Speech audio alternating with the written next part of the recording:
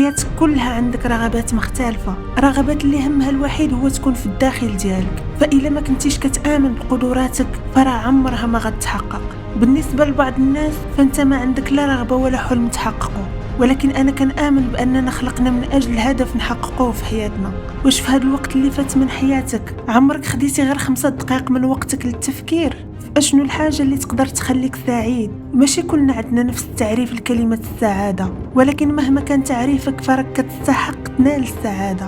أنا متأكدة باللي انت كتشكي حيت ما عندكش كاع داكشي اللي بغيتيه، وأنك كل مرة كتحاول لتحقيق شي حاجة في حياتك وما كتنجحش. ولكن واش كتحس بالامتنان لكاع داكشي اللي عندك؟ ولكن كيفاش بغيتي من الله يعطيك ويوفقك لتحقيق أحلامك وانت ما كتحسش بالامتنان للحاجات اللي نجحتي في تحقيقها؟ خذ وقتك باش تحس بالامتنان على قبل كل ما كتملك في حياتك. على سبيل المثال يكونوا عندك والدين ويكونوا بصحة جيدة، على قبل كاع الأشياء اللي نجحتي في تحقيقها يكونوا عندك أشخاص كيبغيوك، حتى ولو كانوا عندك حاجات قليلة كتخليك تحس بالفخر. فهذا هو المنطق. من المهم تحس بالامتنان لكل هذه الأشياء ولو كانت بسيطة، بغض النظر على هدفك باش تولي محامي، مدير شركة، أستاذ، بغض النظر على أشنو بغيتي. داكشي علاش قرر باش دير جهدك باش توصل للهدف ديالك. ما غاديش يكون ساهل، ما تستسلمش في أول عقبة، ما تلقاش الأعذار باش يولي هادشي صعيب. ماشي حيت هادشي صعيب بزاف وأنك كتحس بالملل معناه أنك ما قادرش ديرها،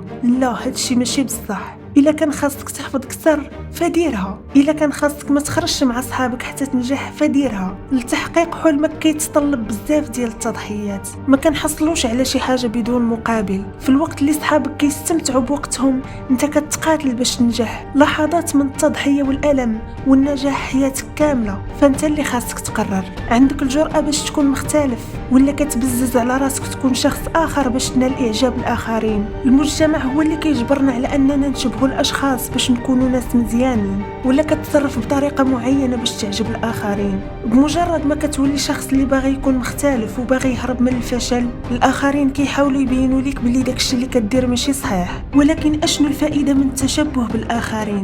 عمرك ما تفكر بلي ما عندكش قيمة، عندك كل ما كتحتاج باش تنجح. انت رائع كيف ما انت. دائما سعى نحو الحياة اللي تليق بيك، ماشي الحياة اللي تليق بالآخرين. خاصك تقول أشنو كتسعى لتحقيقه للنجاح.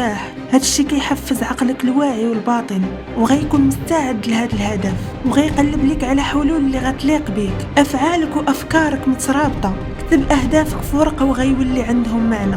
فيق كل صباح على هاد التصور وقرا داكشي اللي كتبتي. إلا كان كيحسب لك بلي تقدر تغير العالم فحافظ على هاد التصور في أحلامك كل يوم. حتى ولو وصلتك الحياة لأحداث سيئة فخاصك تبقى متفائل.